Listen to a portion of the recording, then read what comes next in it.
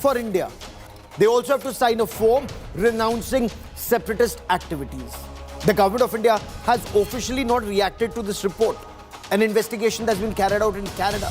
But the question remains, why is Canada upset over visas being denied to Khalistan terror backers or separatists? Canada should be more concerned about the activities of the Khalistani terrorists and criminals in their country, whether they're running drug running or gun running or human trafficking. They have a free run in Canada. Worse, Canada has denied visas to veterans who've served in Jammu and Kashmir and in Punjab.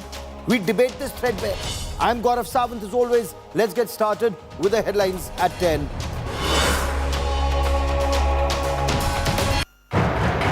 Opposition ups the ante against Rajya Sabha chair, submits a notice for Jagdeep Dhankar's removal. The Congress chief Mallikarjun Kharge calls Dhankar the biggest disruptor in Rajya Sabha.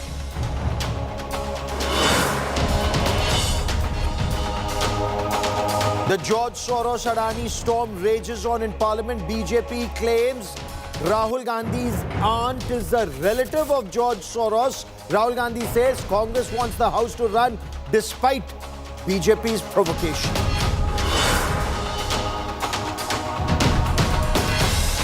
Bengal Chief Minister Mamata Banerjee hints at leading the India bloc again.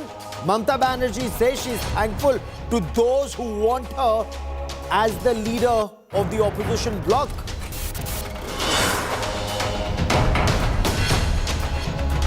Bengaluru techie suicide probe intensifies. Atul Subhash's mother-in-law calls the allegations against her daughter baseless. Atul's family demands justice.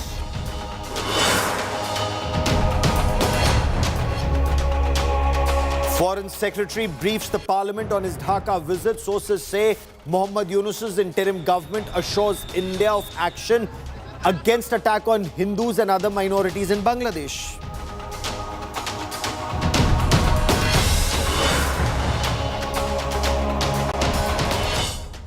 Our top focus story on this special broadcast is a report that emerges from Canada.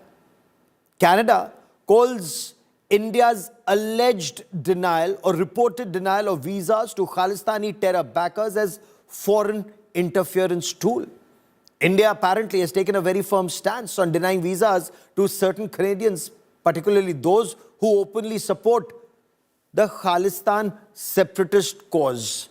The Canadian media is labeling this as foreign interference. However, this action is well within Government of India's rights, given the growing concerns over Khalistani-linked violence and threats, not just in Canada, but also in India. Indian interests are being impacted in Canada, and Khalistani separatists, criminals and mafia are trying to call the shots even in India. We get you more in this report. India is actively denying visas to Canadians who embrace the Khalistani cause. You would think this would be most appropriate, legitimate and timely. Given the rampant culture of violent threats that Khalistanis have been pointing at India and Indian officials for several years, but Canadian news organization Global News calls it an investigation that has revealed foreign interference. The article, posing as a major expose, reports that India has simply been exercising very reasonable rights of visa denial to people found to be openly embracing a cause that publicly calls for harm against India and Indians, has direct links with Pakistan's ISI, and has demonstrated real-world threats against persons of Indian origin in Canada and the United States over the last few years. As if to suggest coercive and cruel action, the article reports that Canadian Khalistanis were told they would get visas only if they denounced Khalistan and acknowledged India as their country of origin. It is unlikely that any reasonable citizen of either country would consider visa denial on these grounds as a violation of rights. Forget about foreign interference. But that is just how India-Canada ties have sunk. Global News, a prominent media outlet, is part of a Canadian media ecosystem that has been happy to carry government plans against India in the ongoing tussle over the death of terrorist Hardeep Singh Nijjar, a case that has brought India-Canada relations to a historic low. In Canada, some proponents of the Khalistan cause have been associated with hate speech, threats against Indian officials, and public glorification of violence, raising legitimate concerns for Indian authorities. Diplomatic missions have the responsibility to safeguard their home country's interest while operating within international norms. The actions attributed to the Indian consulate conditioning visas on distancing oneself from a separatist movement falls squarely within the realm of legitimate diplomatic practice. Visas are not an entitlement, but a privilege granted at the discretion of the issuing country. For India, the Khalistan issue is not merely a political disagreement, but a matter of sovereignty and security.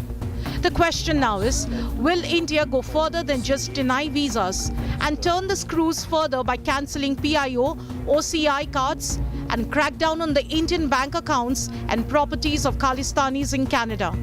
Bureau Report, India Today. India is very clear, enough is enough. For decades, Canada has supported Khalistani terrorists and separatists, and I'm using the word terrorists with great caution. Remember the Air India aircraft that was targeted by Khalistani terrorists? Justin Trudeau's father was then the Prime Minister of Canada. Despite India's intelligence inputs, they did nothing to check the Khalistani terrorists. Then, sadly, the son follows in his father's footsteps. But listen into India's External Affairs Minister, Dr. S. Jaishankar, who is very clear. He calls a spade on Khalistani terror. I think what happened yesterday at the Hindu temple in Canada was obviously deeply concerning. You would have seen the statement first by our official spokesperson and also the expression of concern by our Prime Minister yesterday. That should, I think, convey to you how deeply we feel about it. Political space today, which is being given to extremist forces there. So we believe in freedoms. We also believe freedom should not be misused. And have we had a talk about it? Exactly on that answer. In Canada, actually, today the party in power in Canada, other parties in Canada have given these kinds of extremism, separatism, advocates of violence a certain legitimacy in the name of free speech. See, when you tell them something, their answer is, no, we are a democracy, but it is free speech. But the point that they need to understand, this kind of, it's no longer a world which runs as a one-way street. That if there are things which happen out there, there will be pushback. The Newton's law of politics will apply there also. The Khalistani issue is not a new issue. The Khalistani issue has existed for decades. The issue at heart is the fact that in Canadian politics, these Khalistani forces have been given a lot of space and have been allowed to indulge in activities which I think are damaging to the relationship, clearly not in India's interest, but I would argue not in Canada's interest. They seem to be driven by vote bank politics. And their responses have all been, to the best of my understanding, actually constrained by what they regard as vote bank compulsions. You heard India's External Affairs Minister, Dr. S. Jaishankar. Newton's law of politics will apply. And I want to bring in our guest on this special broadcast. Sushant Sareen is a senior fellow at the Observer Research Foundation. Ambassador Vivek Kajus, former secretary in the Ministry of External Affairs, has very, very strong views on Canada's support to terror and the double standards applied by Canada. Daniel Boardman is a senior correspondent at the National Telegraph, joins us from Toronto. But Sushant Sareen, is this the application of the Newton's law of politics? India finally responding? Well, I think this is a story which dates back from what I remember, 2016, 2017. But I think what is important is that at this point in time, this should actually become formal Government of India policy. It should not be a kind of an informal policy. In fact, if people are applying for visas, we should extract as much information as possible in official visa forms from people applying from Canada, because we have an apprehension of a threat emanating from that country, from certain people who are given a free hand in Canada, who carry out very pernicious and poisonous propaganda against India, who are involved in transnational crimes in India, drug trafficking, human trafficking, you name the crimes, they're involved in it. They're involved in assassinations in India. And these are people, we need to get all the information possible from them. Don't the Canadians, when you apply for a visa for Canada, don't they ask you, for example, of your entire financial records? Where all you have a bank account, how much money you have in your bank, etc., etc. There are a dozen documents they ask you for. Is that interference in India's affairs? So, And not just that, Ambassador Kaju, they asked much more, and especially if you're from the armed forces, and perhaps that should be seen as direct interference in India's internal affairs. But has India been far too kind and for far too long, despite the Kanishk bombing? And what do you make of Canada calling this as interference, as a foreign interference tool, sir? I've long believed that Canadian approaches to grant of visas is nothing short of racist.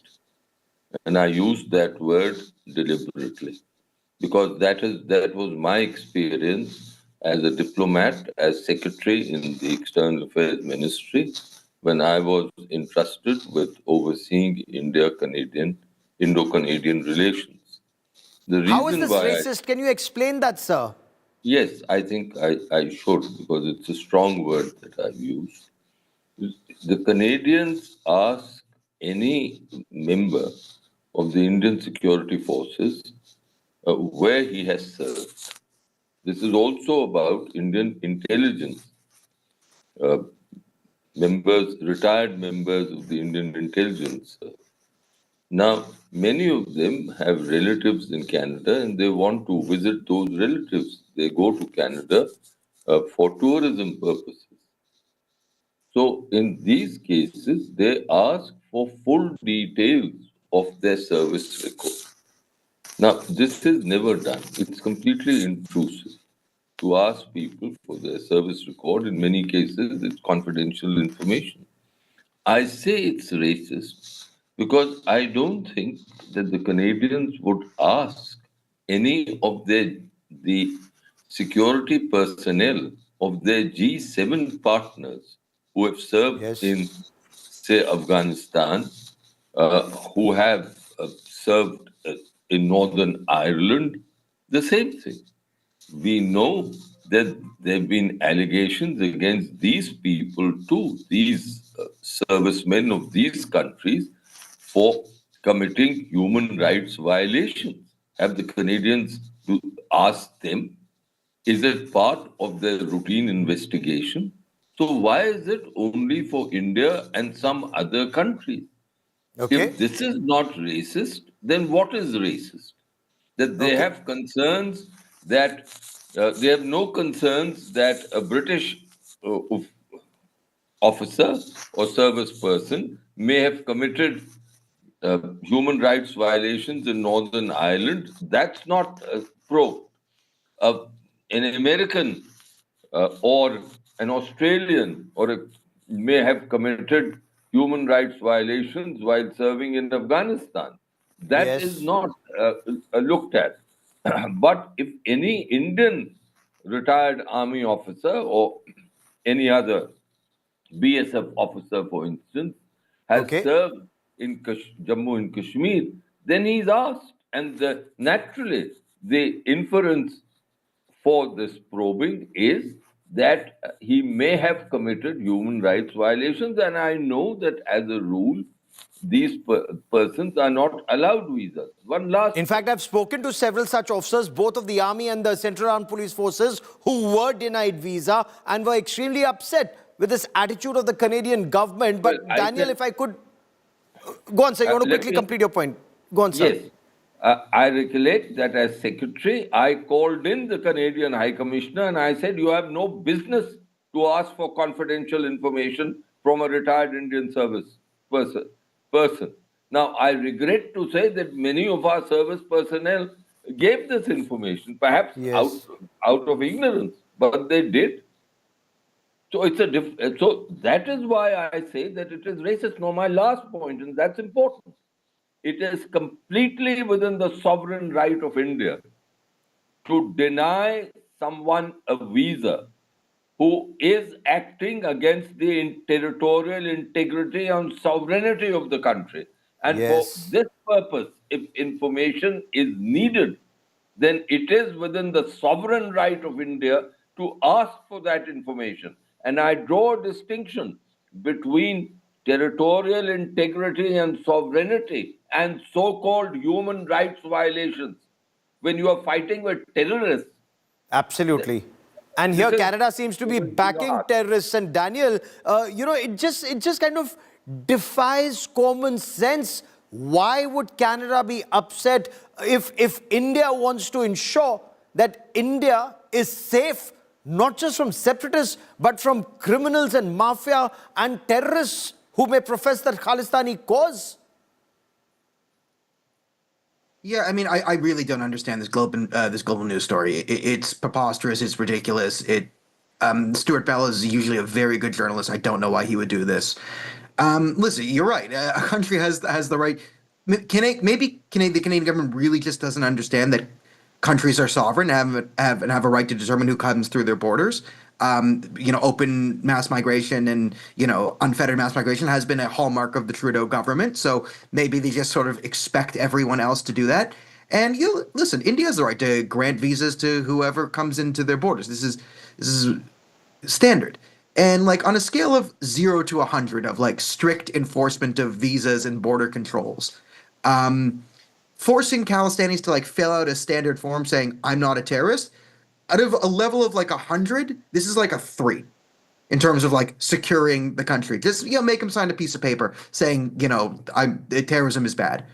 Is this going to stop anyone? No. I mean, there are things you can do, right? You brought up canceling OCI cards. Like, there's a whole list of things you could do. You could just like not let the Khalistanis into the country, but you're letting them into the country as long as they sign a letter saying terrorism is bad. And we call this foreign interference because Canadian citizens are forced to sign a letter that they don't want to destroy India, and this is somehow a deeply Canadian value. It's preposterous. It's one of the most ridiculous stories I've heard. Now, I will push back on Canada being a racist country granting visas. No, Canada has also a sovereign right to put visas on them. And listen, there's a reason why Indian Army officials and Australian and American Army officials are different. We're in the Commonwealth. Australia and Canada and US are all in NATO and in alliances. Now, you can talk about the unfair rules put on sort of Indian army officials who fought terrorists in Jammu and Kashmir, and it's indicative of the same thing that Canadian bureaucrats are also going to try and maybe impose on Jews or Israelis who should be our allies as well. Like India is an allied democracy, right? There's a moral inversion. I don't think it's racism. I will get Ambassador Kaju to respond to that, but it's actually a contradiction.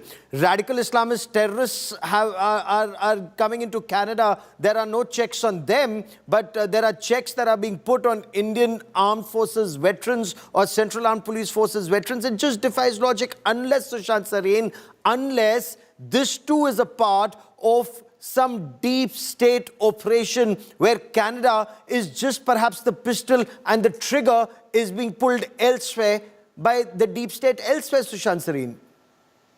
Yeah, Gaurav, if this is a deep state operation, then that deep state is remarkably stupid. Because this is a really clumsy kind of a report which has been published. And I think Daniel probably is trying to guess how I've never heard of this guy, this journalist, but maybe his check depended on it because much of Canadian media is funded by Trudeau's government. So maybe his next check depended upon a story as ridiculous as this one. It should have never made any page, forget the front page, but fine. Canada is no longer a serious country under Justin Trudeau anyways. But I think Yes. the far more important point for me is that despite the fact that the government officials in Canada had initially refused this character Khalistani fellow a visa, subsequently he was granted a visa. I would Yes. want those government officials who granted him a visa later on to be hanged until, hanged to death for having given a Khalistani a visa, first and foremost. Secondly, why is the government still sitting on a very simple thing that review all OCI cards, review all Yes. long-term visas which are being granted, bring in the blacklist. Please blacklist not just these Khalistani thugs who are operating from Canada, but their families, because their families are very much involved in this activity. I think if we need to secure India, the government of India twiddling its thumbs does not make any sense to me. But the problem, however, is the moment you start doing this, some of the Okay. bureaucrats and politicians, they will be very scared that, we will not get visas then. And if that is, if your entire foreign policy operates on your children and your relatives being able to get visas to Western countries, then let's not have a foreign policy. Okay, If but that is the I'm criteria. very sure, because India does take a hard line. But let me get Ambassador Kaju to respond to a very pertinent point raised both by Daniel and by you. And Ambassador Kaju, if you permit, should India then take it to the next level, identify and freeze assets of the Khalistanis, their relatives and their enablers, Ambassador? I don't know whether we have the legal provisions to do that, but let me respond to a couple of points that have been made. First, the deep state. It's been my experience that the so-called deep state is stupid. That's been my experience of because we know, as a former diplomat, I know what constitutes a deep state. Second, why do I use the word racist? It so happens that the Canadians are soft on which allies? Aren't all these allies essentially from of countries, or these allied countries, Caucasian countries? And these Caucasian countries, no questions are asked. Okay. There have been reports of the most grievous kind of human rights violations committed by sections of the US armed forces Yes. in Afghanistan And in Iraq. Yes, sir. and in Iraq and elsewhere.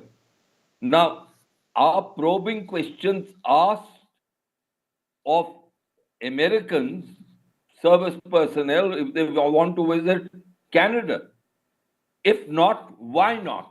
If there's a discrimination between them and our personnel who are Okay. combating terrorism, then if that discrimination is not racist, how else should I categorize it? Okay. And last point, and this is addressed to Sushant. Look, let's be absolutely honest with ourselves. The fact is that there is a huge Indian diaspora in Canada, and they have influential relatives in India. It's all very well to say that we should be a strong state. Your political system is not impervious to influence, and officials and of the Ministry of Home Affairs who finally decide on these issues and politicians come under these such influences. Okay. When relatives, marriages are there, deaths take place here, and so in those circumstances, then officials are constrained, and they are Perhaps authorized. that is where this awareness needs to be created. But the last 30 seconds that I have on this part of the show, Daniel, hasn't Canada seen the dark side of these Khalistanis already with the shootings that go on, with the criminal activities, the gun running, the drug running, the human trafficking, the mafia, the Khalistani mafia that operates? Hasn't Canada woken up yet? The Canadian people have. We've seen it. The Trump administration sees it and is threatening tariffs. The problem is the political establishment benefits off of it. It's Canada's economy. Post Stephen Harper under Justin Trudeau got rid of our resource industry. We're now based off money laundering, drug trafficking, and human trafficking. And this is a major, major problem, but the Liberal Party makes money off of it. And it's not racism because we are highly friendly to Pakistan, and we are highly friendly to Qatar, and we are highly friendly to foreign radical ideologies who hate us. It is moral confusion. And this slander you've thrown against U.S. and coalition forces in Iraq and Afghanistan, who fought ISIS. It's not slander. And the Taliban I've reported from Abu Ghraib. Daniel, I've reported from Abu Ghraib. I've seen what U.S. forces did in Iraq. I've reported on what they did in Iraq. I witnessed it firsthand, sir. No, sir. It's not slander. It's high time the world actually opens their eyes and does not find it acceptable just because it's the Americans. But we'll keep a track on that story very, very closely. We report from across the world without fear or favor. But I've run out of time on this part of the show. Daniel, as always, many thanks for joining me. Ambassador Kaju and Sushant Sareen. I need to slip into a quick break here. Coming up on the other side, the Bengaluru techie suicide. The probe has intensified and Shivarur gets us all the details.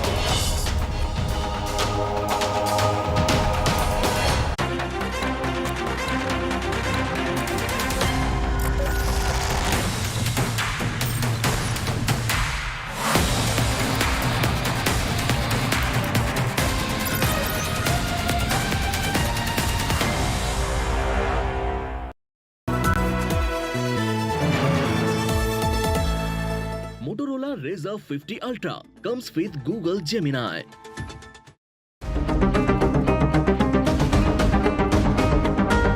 ज़माने से हटकर बेबाक है मेरा signature. Signature Finest Cardamom Seeds, a premium product from Dilbar Group. Hey Google, how do I do a wing liner?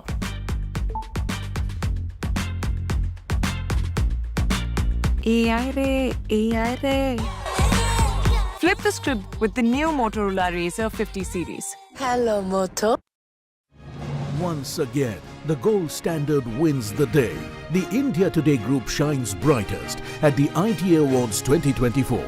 From Best Anchor in an English talk show to the Best Anchor in a Hindi chat show. From Best News and Current Affairs show in English to Best Talk Show in Hindi. And finally the highest prize for both India Today and Aaj Tak, winning Popular Channel of the Year in English and Hindi. Winning the ITA Channel of the Year English is very special to me. But to win it in an election year is extra special because it is a validation of the democratic newsroom. In a time when tones and tempers related to political loyalty are running deep and high, viewers chose the India Today television